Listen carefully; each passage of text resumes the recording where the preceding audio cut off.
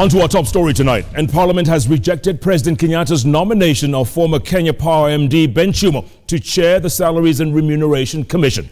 In a rare move, MPs unanimously rejected Chumo's nomination, citing the corruption charges relating to the award of a multi-billion shilling tender during his tenure at the power firm.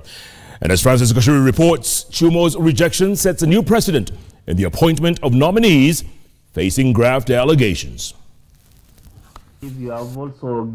Dr. Ben Chumo was from the onset swimming against the tide when he appeared before the Finance and National Planning Committee in the National Assembly that was to determine his suitability to chair the Salaries and Remuneration Commission (SRC).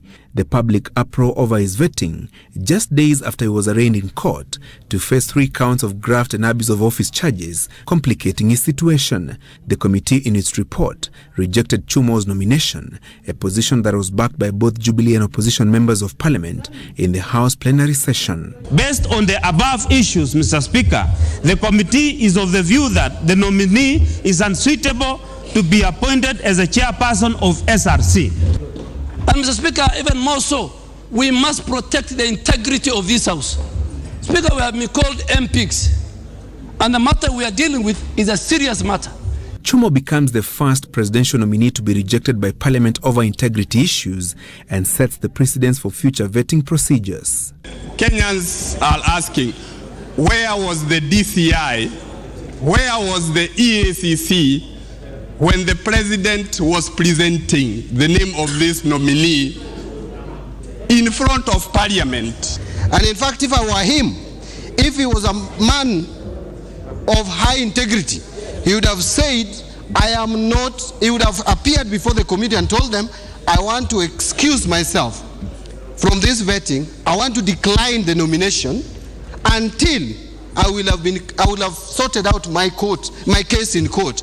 The former Kenya Power and Lighting Managing Director chairs the Egerton University Council, a position he could lose on account of the corruption charges he faces. And Mr. Speaker, the Education Committee Chair, the Chair of the Education Committee should go further and summon the Council of Egerton University and ask, in accordance with Section 62, ask Ben Chumo to be suspended as the Chair of the University Council. Speaker, I said it in this House, we either fight corruption properly or we should not, we should not play games.